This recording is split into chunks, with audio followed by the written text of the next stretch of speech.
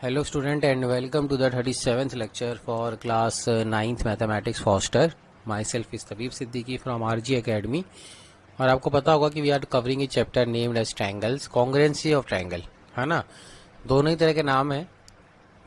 Basically triangle के अंदर हम कॉन्ग्रुएंट ट्रायंगल डिस्कस कर रहे हैं और कुछ ट्रायंगल की इनइक्वालिटीज वगैरह डिस्कस करेंगे, ठीक है। लास्ट क्लास में जैसे कि हमने ट्रायंगल की बेसिक प्रॉपर्टीज देखी थी।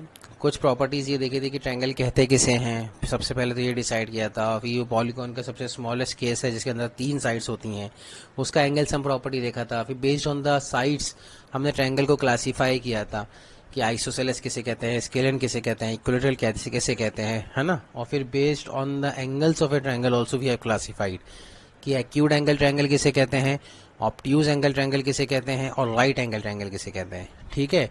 हैविंग सेड दैट, उसके बाद हमने देखा था कि शेप ऑफ द कॉन्ग्रुएंसी किसे कहते हैं, कॉन्ग्रुएंट किसे कहते हैं, है ना। कॉन्ग्रुएंट का मतलब होता है कि शेप एंड साइज बिल्कुल भी सेम होना चाहिए, है ना, एग्जैक्टली सेम होना चाहिए, एक जैसे। जिसके लिए मैंने वर्ड यूज किया था कि फोटोकॉपी होनी चाहिए एक दूसरे की, है ना, जेरोक्स। अब इसके अंदर कोई भी 2 फिगर कॉन्ग्रुएंट हो सकते हैं, बिल्कुल हो सकते हैं, है ना। कोई भी 2 फिगर कॉन्ग्रुएंट हो सकते हैं, एक एक चीज उसकी सेम होगी तो कॉन्ग्रुएंट हो जाएगा। जैसे कि एग्जांपल सर्कल, 2 सर्कल कैसे कॉन्ग्रुएंट होते हैं। 2 सर्कल ऐसे कॉन्ग्रुएंट हो सकते हैं कि उनका जो रेडियस है वो इक्वल हो। कोई भी 2 सर्कल अगर कॉन्ग्रुएंट है तो उनका रेडियस क्या होगा, इक्वल होगा। अगर if 2 circles of equal radius are there then you can say that the circles are congruent, है ना। इसी तरह 2 जो अपन कह सकते हैं स्क्वायर कॉन्ग्रुएंट कब होते हैं, 2 स्क्वायर कॉन्ग्रुएंट तब होंगे जब उनके साइड्स क्या होंगी, इक्वल होंगी। और ट्रायंगल के बारे में मैं डिस्कस कर रहा था कि 2 ट्रायंगल कॉन्ग्रुएंट कब होते हैं, ये बहुत इंपॉर्टेंट है। तो 2 ट्रायंगल कॉन्ग्रुएंट तब होते हैं जब उनके कॉरस्पॉन्डिंग साइड्स और कॉरस्पॉन्डिंग एंगल्स इक्वल हो, है ना। जैसे कि ये ट्रायंगल आपके सामने नजर आ रहा है, ठीक है। तो इसके हम नंबरिंग कर देते हैं वापस से एक बार। सपोज करो कि ये है हम जैसे कि लास्ट क्लास में मैंने फिगर बना के आपको नहीं बताया था, मैंने आपको बोला था कि मैंने 2 शेप बना दिए हैं। सपोज करो मैंने 2 ट्रायंगल्स लिखे हैं। मैंने बोला, एक बोला है मैंने MAS, ठीक है, ये एक ट्रायंगल है। और मैंने बोला था कॉन्ग्रुएंट का सिंबल ये होता है। तो ये triangle MES is congruent to triangle BXP, suppose करो, ठीक है ना। अब इससे क्या क्या चीजें अपने को पता चली वो एक बार रिवाइज कर लेते हैं। इसका मतलब होता है कि कॉरस्पॉन्डिंग साइड्स, यानी अगर MA ले रहे हैं तो इधर से मैंने MA लिया 2 वर्टिस ट्रू के लिए है, तो उधर से भी BX लूंगा, 2 वर्टिस ट्रू के लूंगा। तो यानी MA जो होगा वो BX के बराबर होगा, पहली चीज तो, है ना, जो अगर ये ट्रायंगल कॉन्ग्रुएंट है। इसी तरह AS अगर इधर लास्ट 2 ले रहा हूं तो इधर से भी लास्ट 2 लूंगा, यानी AS जो होगा वो किसके बराबर होगा, XP के। और सिमिलरली MS जो है MS वो किसके बराबर होगा, BP के। तो ये MS BP के बराबर हुआ, है ना। और कॉरस्पॉन्डिंग एंगल्स भी उसी तरह से अपन इक्वल कर लेते हैं, यानी एंगल M जो है वो एंगल B के बराबर होगा, एंगल A जो है वो एंगल X के बराबर होगा। कॉरस्पॉन्डिंग एंगल है ना, A बीच में आ रहा है तो इधर X वाला, यानी बीच वाला एंगल X लेंगे, है ना। और इसी तरह एंगल S जो सबसे राइट मोस्ट में है वो सबसे राइट मोस्ट एंगल P के बराबर होगा। अब होता क्या है कि हमारे दिमाग में नोशन बना हुआ है कि अगर ये फिगर के अंदर नोशन ये बना हुआ है कि अगर ये साइड इक्वल है तो यही वाली साइड लेंगे। ऐसा नहीं है, ये डिपेंड करता है कि यहाँ पे कौन सा आपने मार्किंग करी है, सिंबल कैसा बनाए हुए, है ना। जैसे कि अगर मैं यहाँ पे इनकी मार्किंग ऐसे करूं कि मैं M इसको बोलूं और S इसको या A इसको बोलूं और S इसको बोलूं, ठीक है। और यहाँ पे B इसको बोलूं और X इसको बोलूं और P इसको बोलूं, ठीक है ना। अब देखो ट्रायंगल जो है ना, अब ट्रायंगल बिल्कुल एक जैसे हो गए, यानी मैंने MAS ये भी एक ट्रायंगल बनाया है और BXP ये भी एक ट्रायंगल बनाया है।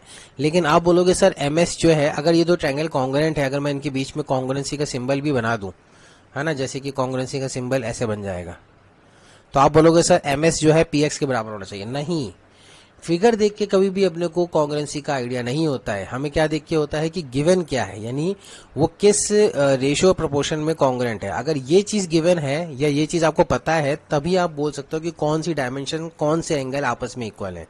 इन जनरल फिगर को देख के नहीं बोलना है कि क्योंकि ये पहली साइड है इधर से लेफ्ट साइड तो इधर से PX होगी, नहीं।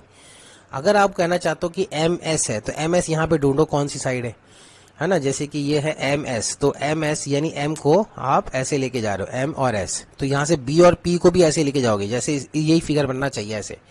तो एम एस किसके बराबर होगा, बीपी के। तो यहाँ से हम लिख लेते हैं, ये रहा एम एस, ठीक है, और बीपी कहाँ है, ये रहा बीपी, ये साइड बराबर होगी। बात समझ रहे हैं। तो ये एम एस हुआ और ये बीपी हुई, ये दो साइड बराबर हुई। अब अगर आप एम ए की बात करें, ठीक है ना, तो एम ए कहाँ पे आ रहा है, ये है एम ए, शुरू के दो वर्टिसेस, है ना, एक ब्रैकेट, इसको अपन एम ए लिख लेते हैं, है ना। तो एम ए शुरू के दो वर्टिसेस हैं, तो ये एम ए देखो, ये रहा एम और ये रहा ए, तो इधर से भी क्या होगा, बी एक्स होगा, ठीक है। तो एम ए तो ये है, ठीक है, ये रहा एम ए, तो पीबी के बराबर होगा ना, नहीं, पीबी तो किसके बराबर है, एम एस के बराबर है, तो एम ए यहां से बी एक्स के बराबर आ रहा है, तो ये रहा बी एक्स, यानी ये साइड किसके बराबर होगी, बी एक्स के। और फाइनली एक और साइड बचती है, वो कौन सी है, वो है एम ए एस, है ना। अगर आप नोटिस करें तो ये ए एस बनेगी, ये तो इधर से एक्स पी के बराबर होगी, यानी ए एस जो है ये वाली साइड ए एस, वो किसके बराबर है, एक्स और पी, यानी एक्स पी ये वाली साइड के। तो ये आइडिया हो रहा है, यानी फिगर अगर एक जैसा नहीं भी बना है तो कोई दिक्कत नहीं है, आपको ये पता होना चाहिए कि कॉन्ग्रुएंसी किस कॉरस्पॉन्डिंग टर्मिनोलॉजी के अंदर इक्वल है ना, कैसे बराबर हो रहे हैं। इसी तरह एंगल्स की बात कर ले, अगर ये ट्रायंगल जो आपके पास है, triangle M A S is congruent to triangle B X P, तो यहां से ये पता चल रहा है कि एंगल एम जो है, एंगल एम वो किसके बराबर होगा, एंगल बी के बराबर। यानी अगर एंगल की इक्वलिटी की बात करें तो ये एंगल एम है और ये एंगल बी है, ये आपस में इक्वल होंगे, ठीक है। और एंगल ए की बात करें, ये एंगल ए, तो वो किसके बराबर होगा, एंगल एक्स के। तो यानी अगर ये एंगल ए है स्टूडेंट, तो वो एंगल एक्स के बराबर है, तो ये रहा एंगल एक्स, ठीक है, ये एंगल एक्स हो गया। और फाइनली अगर एंगल एस की बात करें तो एंगल एस किसके बराबर होगा, एंगल पी के, ये कॉरस्पॉन्डिंग है, तो एंगल एस ये रहा आपका और ये एंगल पी के बराबर हुआ, ठीक है। एंगल एस और एंगल पी आपस में इक्वल हुए। तो इस तरह से अपन कॉन्ग्रुएंसी को डिसाइड करते हैं स्टूडेंट। अगर ये चीज़ आपको क्लियर है, समझ में आ रही है, तो बहुत बढ़िया, फिर चैप्टर आपके लिए बहुत इजी हो जाएगा, बहुत सिंपल हो जाएगा। चैप्टर में आपको ज़्यादा पढ़ाने को बचेगा ही नहीं। लेकिन अगर आपको ये डिफिकल्ट जा रहा है, थोड़ा सा समझने में दिक्कत हो रही है, तो again I will advice you कि आप फॉस्टर का जो हमने लेक्चर नंबर 36 अपलोड किया था, इन ट्रायंगल का जो पहला लेक्चर अपलोड किया था, उसको एक बार जाके लास्ट का एक बार रिवाइज करें, और फिर ये वाला पार्ट भी रिवाइज करें जो अभी मैंने पढ़ाया है, पॉज लेके। उसके बाद अगर भी समझ में नहीं आए, उसके बाद भी डिफिकल्टी रहती है, तो फिर मुझे कॉल करें, I will schedule A zoom session, और फिर मैं आपको ये चैप्टर जो है लाइव क्लास में एक बार पढ़ा दूंगा, तो ज़्यादा बेटर रहेगा।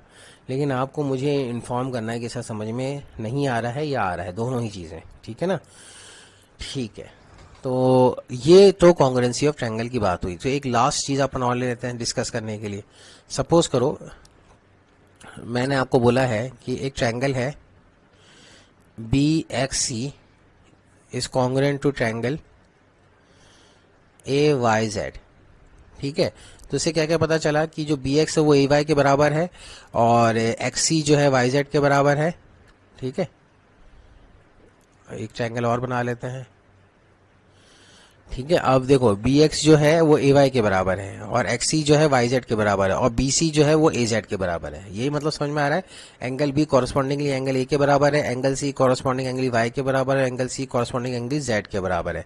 तो अगर इसका शेप बना लिया है तो इसमें अगर मार्किंग करें, सपोज करो ये मैंने बी किया है, ये सपोज करो एक्स किया है, ये सपोज सी किया है, और फिर मैंने अब की बार ये वाई किया है, ये जेड किया है और ये ए किया है। तो ये दो ट्रायंगल कॉन्ग्रुएंट है, यानी ए वाई जेड ये रहा और बी एक्स सी ये रहा। अब मुझे इसके अंदर बताना है कि कौन कौन सी कॉरस्पॉन्डिंग साइड्स और कॉरस्पॉन्डिंग एंगल्स इक्वल होंगे, ये बताना है अपने को, ठीक है।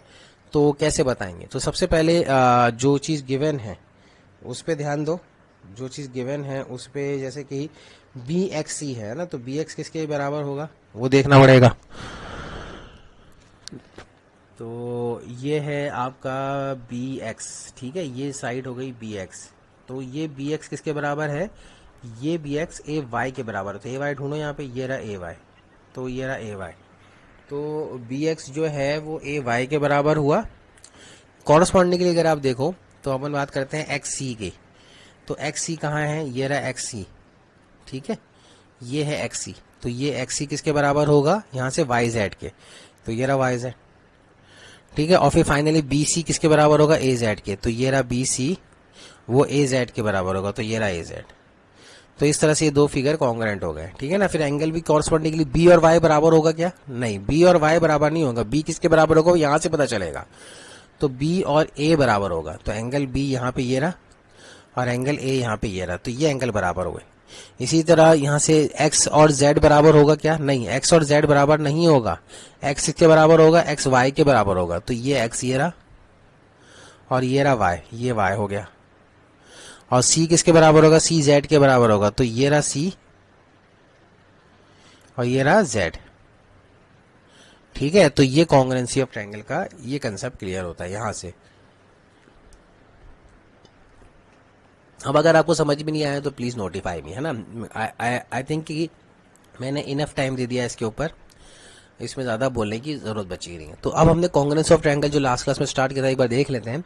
ए triangle will be congruent if its corresponding sides and angles are equal, यानी उसके कॉरस्पॉन्डिंग साइड्स और कॉरस्पॉन्डिंग एंगल, ये वर्ड है ना कॉरस्पॉन्डिंग, इसका मतलब मैं समझा चुका हूँ डिटेल के अंदर। कॉरस्पॉन्डिंग का मतलब होता है कि अगर ए बी यहाँ पे, यानी अगर आपने बोला है कि triangle A B C triangle D E F के कॉन्ग्रुएंट है, तो ए बी जो है वो डी ई के बराबर होगी, ए बी किसी और साइड किसी दूसरे ट्रायंगल की किसी दूसरी साइड के बराबर नहीं आएगी, ये चीज आपको क्लियर होनी चाहिए, ठीक है ना। तो यहाँ पे नोटिस कर लीजिए कि अगर अपने पास गिवन है कि triangle A B C triangle D E F के बराबर है, तो यहाँ से क्या क्या चीजें समझ में आ जाएंगी कि ए बी डी ई के बराबर हो गया, बी सी आपका डी ई एफ के बराबर हो गया और ए सी आपका डी एफ के बराबर हो गया। फिर इसी तरह एंगल्स भी कॉरस्पॉन्डिंग के बराबर हो जाएंगे। कभी कभी स्टूडेंट ये बोलते हैं कि क्या सर अगर ये क्वेश्चन में तो हमेशा गिवन नहीं होता, कई बार तो हमें ये प्रूफ ही करना होता है ना, तो फिर कैसे अपन सोचेंगे कि कोई ट्रायंगल कॉन्ग्रुएंट है या नहीं है। तो उसका देखिए आंसर क्या है, कौन सी मतलब किस फॉर्म में लिखेंगे। सपोज करो कि मैंने गिवन है आपको, मैंने बोला है कि ए बी सी है ना, ए बी सी जो है angle A B C angle Y P R के बराबर है। तो ये मतलब अगर कोई दो ट्रायंगल कॉन्ग्रुएंट है और सिर्फ आपको ये इन्फॉर्मेशन दी हुई है, कौन सी, ये वाली, सिर्फ एक इन्फॉर्मेशन, तो भी आप बोल सकते हो कि कौन से ट्रायंगल बराबर होंगे। देखो ए बी सी कॉरस्पॉन्डिंग किसके बराबर है, वाई पी आर के। तो इसी सीक्वेंस में आपको जैसे कि अगर एक और इन्फॉर्मेशन लिख लें अपन, A B C Y P के बराबर है और एंगल सी ए बी जो है वो बराबर होगा सपोज करो आपका एंगल वाई आर पी के, वाई आर पी के एंगल सी ए बी और वाई आर पी ये बराबर है, ठीक है। तो अब देखो यहाँ पे नोटिस करो, यहाँ पे क्या क्या इन्फॉर्मेशन है, एक तो बी है वो किसके बराबर है, पी के, तो एंगल बी जो है एंगल पी के बराबर आ गया, और एंगल ए जो है वो किसके बराबर है, आर के, तो एंगल ए जो है एंगल आर के बराबर आ गया। अब बट ऑब्वियस सी बात है कि अब एक ट्रायंगल है ए बी सी, सपोज करो मैंने ट्रायंगल ए बी सी बनाया है, ये ट्रायंगल जैसा दिख तो नहीं रहा है लेकिन सपोज करो आप अज्यूम कर लो, और एक ट्रायंगल है वाई पी आर, तो एंगल बी जो है एंगल पी के बराबर हो गया, ठीक है, एंगल ए जो है एंगल आर के बराबर हो गया, ठीक है। तो बचा क्या हमारे पास, एंगल सी और वाई बचे, तो यानी ये भी बराबर हो जाएंगे आपस में, तो इसको भी बराबर कर लिया। तो अब ट्रायंगल की कॉन्ग्रुएंसी लिखेंगे कैसे, अब लिखने का तरीका देखो, एंगल बी किसके बराबर था, एंगल पी के बराबर, ठीक है, एंगल ए किसके बराबर था, एंगल आर के बराबर, तो हमने कॉरस्पॉन्डिंग लिख रहे हैं, और एंगल बचा कौन सा एंगल होगा, एंगल सी और एंगल वाई, तो एंगल सी किसके बराबर हुआ, एंगल वाई के बराबर। तो ये दो ट्रायंगल ऐसे कॉन्ग्रुएंट हो गए, ये इनका एग्जैक्ट करेक्ट फॉर्म में लिखने का। एंगल ट्रायंगल बी ए सी जो होगा वो किसके बराबर होगा स्टूडेंट, ट्रायंगल बी ए सी होगा ट्रायंगल पी आर वाई के कॉन्ग्रुएंट, वाई पी आर के नहीं, पी आर वाई के। अब आप इसको लिखने के कई तरीके हैं, देखो मैंने कैसे लिखा है, मैंने पहले बी और पी और ए और आर को मैंने फिगर के अंदर इक्वेट किया, तो जैसे पहले बी बोला था तो मैंने बी को लिखा, और उधर ए बोला तो मैंने ए को लिखा। फिर इसने बोला कि सॉरी बी जो बोल रहा था वो किसके बराबर था, पी के बराबर, तो बी इधर लिखा, पी इधर लिखा। फिर ए बोल रहा था, तो ए आप चाहो तो बाद में भी लिख सकते हो, चलो पहले ही लिख लो, अभी कोई दिक्कत नहीं है। ए जो है ये किसके बराबर है, एंगल आर के बराबर है, तो बचा क्या, इधर से सी बचा, इधर से वाई बचा, तो ये ट्रायंगल आ गया कॉन्ग्रुएंसी, ठीक है, इस तरह से अपन कॉन्ग्रुएंसी को ट्रायंगल को लिखते हैं। फिर भी समझ में नहीं आया तो मुझे बताने का, और नहीं तो पॉज करके रिवाइंड करो, अच्छे से समझ में आएगा। अब कहने का यहाँ मतलब क्या है कि क्या ये ट्रायंगल हमेशा इसी तरह से लिखा जाता है, यानी एक एबीसी ट्रायंगल है, उसको आप बीएसी लिख सकते हो, सीएबी लिख सकते हो, तो फिर सर और कोई फॉर्म नहीं लिखने का? बिल्कुल है फॉर्म, लेकिन जब आप चेंज करते हो ना फॉर्मेट को, तो कॉरस्पॉन्डिंगली ही चेंज करोगे। यानी अगर बीएसी है, सपोज करो मैं इसको बनाना चाहता हूँ एबीसी, लाइक दिस, ठीक है, तो मैंने इस बात को लिख दिया ए बी सी, यानी पहले ए लिखा, फिर मैं बी पे गया और फिर सी पे आया। तो इधर भी वही फॉर्मेट चेंज करोगे, यानी इधर भी क्या करोगे, इधर भी आप आर से स्टार्ट करोगे, पी पे जाओगे और वाई पे जाओगे, लाइक दिस। तो यानी यहाँ पे भी क्या आ जाएगा, एंगल ए बी सी जो है, ट्रायंगल ए बी सी जो है वो किसके बराबर होगा, किसके कॉन्ग्रुएंट होगा, ट्रायंगल आर पी वाई के। बात समझ रहे हो, बी ए सी पी आर वाई के बराबर है, तो ए बी सी किसके बराबर होगा, आर पी वाई के। फिर इसमें कॉरस्पॉन्डिंगली चेंज करो। कॉरस्पॉन्डिंगली चेंज करने का मतलब क्या है कि अगर ऐसे अपन ने लिखा सी बी ए, ऐसे है ना, इस तरह से आपने लिया, सी पहले लिया, फिर बी लिया, फिर ए लिया, तो इधर से भी क्या लेना पड़ेगा, वाई पहले लेना, पी पहले लेना पड़ेगा, और आर पहले लेना, बाद में लेना पड़ेगा। यानी ये कैसे बन जाएगा, ये हो जाएगा sir C B A is congruent to triangle Y P R. अब देखो ये तीनों फॉर्मेट है, ट्रायंगल को लिखने की टेक्निक्स डिफरेंट हो सकती है, एक ये टेक्निक हो गई, एक ये टेक्निक हो गई, जैसा आपकी मर्जी हो। अब अगर इसको अगर मैंने इधर से स्टार्ट किया, इसमें कुछ चेंज करना चाहें, तो अगर मैंने इसको ऐसे लिया, बी ए सी लिया सपोज करो, तो इधर से भी क्या लेना पड़ेगा, पी आर वाई लेना पड़ेगा, बी ए सी पी आर वाई, ये तो यही आ जाएगा वापस से।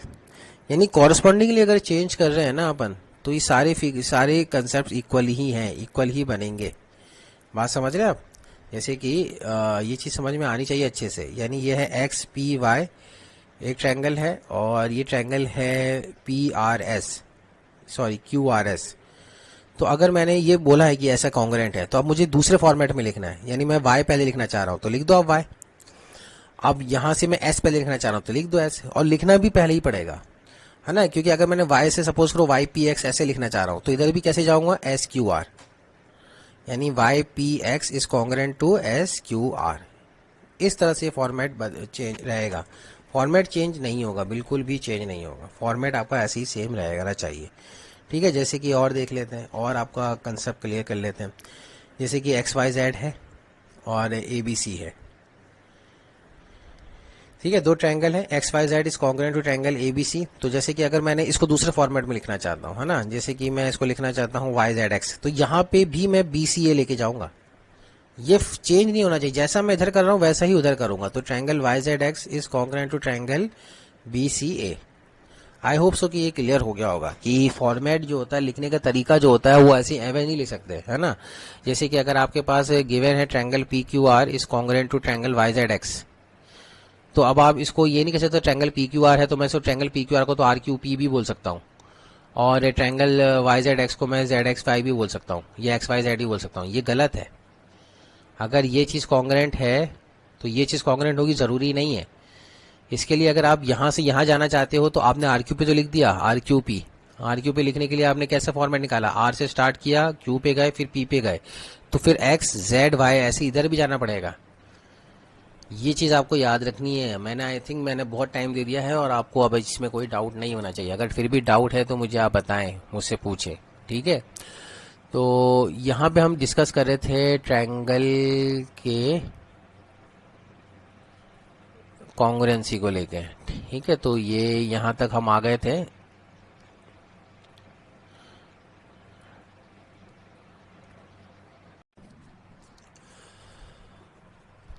तो अब बेसिकली जो क्राइटेरिया है कॉन्ग्रुएंसी का वो चेक करेंगे हम, है ना। क्राइटेरिया मींस क्या होता है ये मैं बता देता हूँ आपको, कि अगर क्या क्या गिवन हो तो आप कह सकते हो कि दो ट्रायंगल कॉन्ग्रुएंट है ना। जैसे तो ये तो एक तो ये चीज हो गई कि मैंने इन जनरल बोल दिया कि अगर सारी साइड्स इक्वल हैं और सारे एंगल्स इक्वल हैं, ठीक है, कॉरस्पॉन्डिंगली, तो वो ट्रायंगल, दो ट्रायंगल क्या हो गए, कॉन्ग्रुएंट हो गए। लेकिन जरूरी नहीं कि हमेशा ऐसा ही गिवन हो सकता है कि कोई दो एंगल और एक साइड गिवन हो, कोई दो साइड या एक एंगल गिवन हो कोई। तो इस तरह की चीजों में अगर आपको पता चलता है कि यार ये चीज अगर गिवन है तो क्या ट्रायंगल कॉन्ग्रुएंट हो सकता है, तो वो क्राइटेरिया अपन एक एक करके डिस्कस करेंगे होपफुली आज, है ना।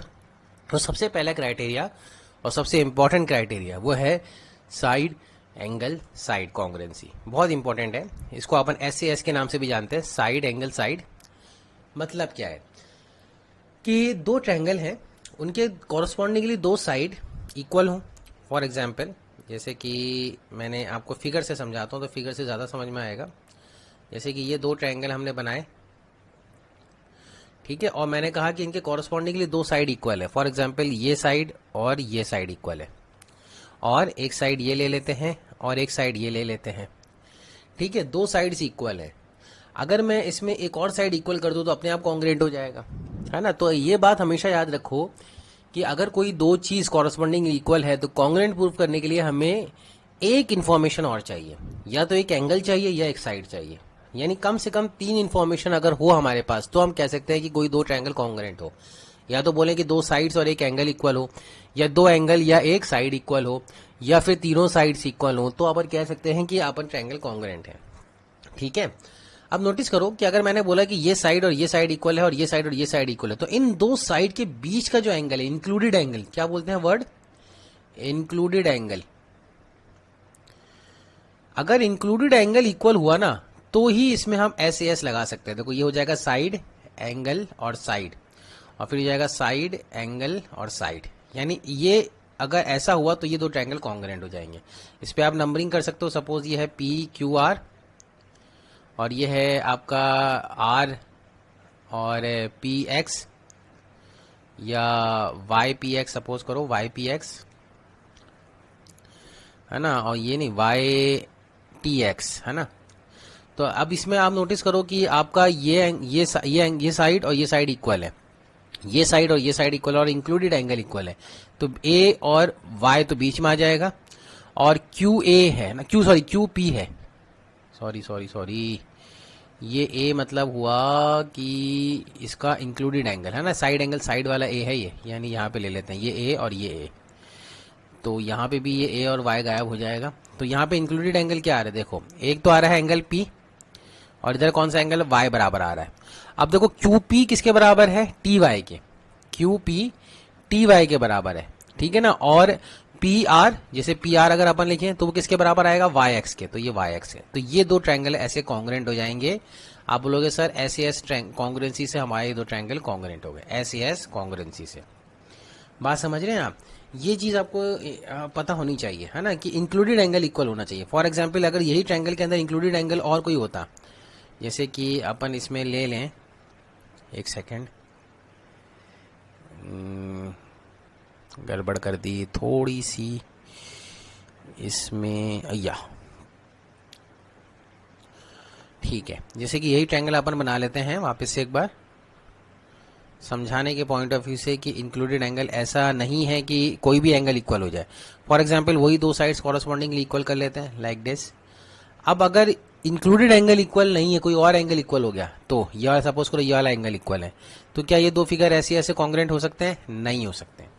मैं अभी भी कह रहा हूं कि वर्ड क्या यूज होना चाहिए, इंक्लूडेड एंगल, दो साइड्स जो इक्वल है ना कॉरस्पॉन्डिंगली, उनके बीच वाला एंगल इक्वल होगा तो ही आप कह सकते हो कि वो दो ट्रायंगल कॉन्ग्रुएंट है। अदरवाइज आप कहोगे नहीं सर ये एंगल कॉन्ग्रुएंट नहीं हो सकते, पॉसिबल नहीं है। बात समझ रहे हैं। इसी तरह जैसे कि यहाँ पे ये ट्रायंगल कॉन्ग्रुएंट नहीं होंगे। इसी तरह अगर अपन एक और फिगर ले लें, ठीक है, जैसे कि एक फिगर अपन ऐसा ले लें कि जिसमें यही फिगर दे रखा है लेकिन ट्रायंगल अब इंक्लूडेड नहीं होके दूसरा और एंगल हो गया, यानी ये वाला एंगल ना होके कोई और एंगल हो गया। फॉर एग्जांपल सपोज करो कि हमने ये साइड और ये साइड इक्वल ले लिए, सपोज करो ये साइड और ये साइड और ये साइड इक्वल लिए। अब देखो थोड़ा सा अटपटा सा फिगर लग रहा है ना, तो नाम भी दे देते हैं अपन, जैसे कि दे देते हैं ए बी सी, ठीक है, और इधर ले लेते हैं अपन जी पी एक्स, ठीक है। तो अगर आप बोलो कि सर आपने बीसी को किसके इक्वल किया है, मैंने बोला बेटा बीसी को मैंने इक्वल किया है, बीसी को मैंने जीपी के इक्वल किया है, राइट। और सर आपने ए बी को किसके इक्वल किया है, तो मैं बोलूंगा सर ए बी को मैंने, ए बी साइड जो है वो जी एक्स के इक्वल है, ठीक है, ए बी साइड जो है वो जी एक्स के इक्वल है या एक्स जी के इक्वल है, जो भी आप बोलना चाहो। अब आप नोटिस करो, बहुत ध्यान से देखो, बहुत अच्छा आराम से समझो कि ये बी सी जो है जीपी के इक्वल है और ये ए बी जो है जी एक्स के इक्वल है, तो इनके इंक्लूडेड एंगल कौन सा होगा, इंक्लूडेड एंगल। अगर मैं आपसे बोलूं कि ये वाला जो एंगल है, अगर ये एंगल और ये एंगल इक्वल हुए तो ये कॉन्ग्रुएंट होंगे क्या, नहीं होंगे। क्यों नहीं होंगे? क्योंकि ये चलो इनका इंक्लूडेड एंगल हो गया, इन दो साइड्स का तो इंक्लूडेड एंगल हो गया, लेकिन ये जो एंगल है इन दोनों साइड्स का इंक्लूडेड नहीं है ना, तो फिर कॉन्ग्रेंट कहाँ से हुए? समझ रहे हैं आप? तो इसका मतलब ये हमारा जो थॉट प्रोसेस था वो गलत है ना? तो इंक्लूडेड एंगल इक्वल होना चाहिए। एक सेकेंड, क्या हो रहा है? हाँ, इसको थोड़ा सा मिटा देते हैं। ठीक है, अब सही है।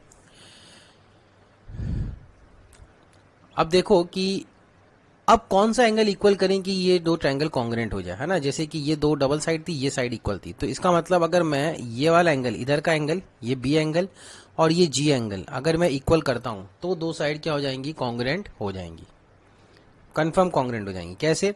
देखो, अब आप इसको लिखोगे कैसे? लिखना बहुत इंपॉर्टेंट है, ऐसे ही नहीं लिख सकते कि ए बी सी और एक्स जी पी कॉन्ग्रेंट हो गए। लिखना बहुत इंपॉर्टेंट है। देखो, एंगल बी और एंगल जी कॉरस्पॉन्डिंगली इक्वल है, तो वो तो बीच में हमने लिख लिया, एंगल बी और एंगल जी। अब साइड क्या है? ए बी, तो बी से पहले अगर ए लिख रहे हो वो किसके बराबर है? ए बी जो बराबर है वो एक्स जी के बराबर है। तो अगर बी से पहले लिख रहे हो यानी ए बी को आप इक्वल कर रहे हो, है ना? देखो, ए बी को इक्वल कर रहे हो किसके? इस साइड के। तो यहां पे आपने जी लिख दिया है तो एक्स जी बोलोगे, इसको ऐसे बोलोगे। तो हमने जी से पहले क्या लिख दिया? एक्स लिख दिया, यानी ए बी किसके बराबर है? जी एक्स के। और फिर नेक्स्ट साइड कौन सी है? बी सी, वो किसके बराबर है? बी सी पी जी के बराबर है। तो ये अगर बी के बाद लिखा सी, है ना, ये बी सी हो गया। बात समझ रहे हैं? तो बी सी किसके बराबर आना चाहिए? जी पी के बराबर आना चाहिए। तो जी और ये पी, ये दो ट्रायंगल ऐसे कॉन्ग्रेंट आएंगे, यानी A B C X G P के कॉन्ग्रेंट होगा। A B C P G X के या जी पी एक्स के ऐसे कॉन्ग्रेंट नहीं होगा, इस तरह से कॉन्ग्रेंसी आएगी। बात समझ रहे हैं? अब ये बहुत इंपॉर्टेंट कंसेप्ट है, अगर नहीं समझ में आया है तो पॉज करके रिवाइंड करें एक बार। एक लास्ट चीज में एक बार और समझा देता हूं इसी कंसेप्ट के ऊपर। सपोज करो कि दो ट्रायंगल आपके पास कॉन्ग्रेंट है। ये क्या हो गया?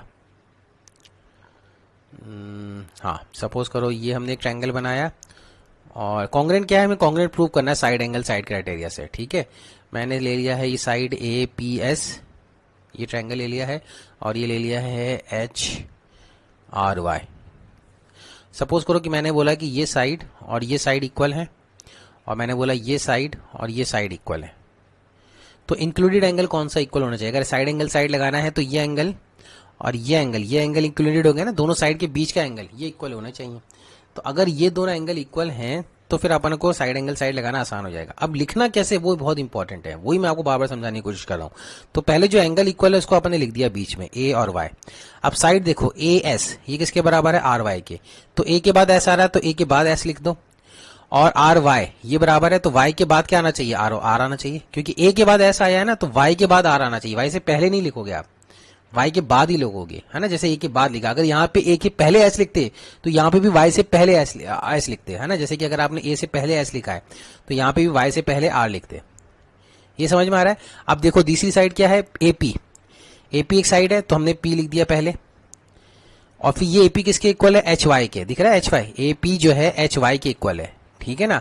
तो वाई से पहले, ए से पहले पी लिखा है तो वाई से पहले एच लिख दूंगा मैं, तो ये दो ट्रायंगल कॉन्ग्रेंट हो जाएंगे। बात समझ रहे हो? इसी तरह यहां पे देखिए कि हमारा एपी है तो ए के बाद मैंने पी लिख दिया, तो वाई के बाद मैं एच लिख दूंगा क्योंकि एच वाई के इक्वल है। ठीक है, ये कॉन्ग्रेंसी हो गई। अब आप बोलोगे सर दोनों बराबर है, बिल्कुल बराबर है। यहां से मैं ये लेके आ सकता हूं, ये क्या लिखा है? एसएपी लिखा हुआ है, तो एसएपी लाने के लिए मुझे कैसे मूव करना पड़ेगा? रिवर्स ऑर्डर में एसएपी, तो मैंने लिख दिया एसएपी। और यहां पे भी फिर मुझे रिवर्स ऑर्डर में आना पड़ेगा, आर वाई एच लिखना पड़ेगा, तो मैंने लिख दिया आर वाई एच। ये कॉन्ग्रेंट ही हो गई। देखो ये दोनों चीज सेम ही लिखी हुई है। तो लिखने का तरीका आपको अच्छे से सीखना चाहिए, इसकी प्रैक्टिस करो। आज के लेक्चर के बाद जो हमने आज पढ़ा है उसको अच्छे से रिवाइज करो। रिवाइज करने के बाद अच्छे से इसकी प्रैक्टिस करो कि एस जो हमने क्राइटेरिया पढ़ा, सिर्फ एक ही क्राइटेरिया पढ़ा अभी, है ना? S side angle side. तो अपने मर्जी के एग्जाम्पल्स ले लो, दिमाग में सोच लो कि कैसे कैसे एग्जाम्पल्स आप लिख सकते हो। तो चलो एक दो क्वेश्चन मैं दे देता हूँ, ये एक ही क्वेश्चन दे देता हूँ। दो क्वेश्चन देता हूँ तो फिर आप लोग फिर वो कहते हो उसे टाइम नहीं मिल रहा। एक क्वेश्चन करने का तो टाइम मिलता है ना, तो एक क्वेश्चन दे देता हूँ। इसमें मुझे बताने हैं कि ट्रायंगल की नंबरिंग करते हुए कि कौन से दो ट्रायंगल कॉन्ग्रेंट होंगे ना। सपोज करो कि मैंने ये साइड और ये साइड इक्वल दी है, और ये साइड और ये साइड इक्वल दी है, और ये हमारा एंगल इक्वल है। नहीं सॉरी, ये इंक्लूडेड एंगल इक्वल होना चाहिए ना, तो ये एंगल इक्वल है। और इसका नाम दे दिया है मैंने, सपोज करो ई एच एम, और इसका नाम दे दिया मैंने एन ओ क्यू। तो मुझे आपको बताना है कि इसके बीच में इधर ट्रायंगल का नाम लिखना है और इधर ट्रायंगल का नाम लिखना है। ठीक है, तो ये कौन से दो ट्रायंगल कॉन्ग्रुएंट हो गए, मुझे व्हाट्सअप कर देना आज का होमवर्क आज की क्लास के बाद। Thank you for listening for today's lecture. We are going to start from here only in our next session. Take care, bye, thank you.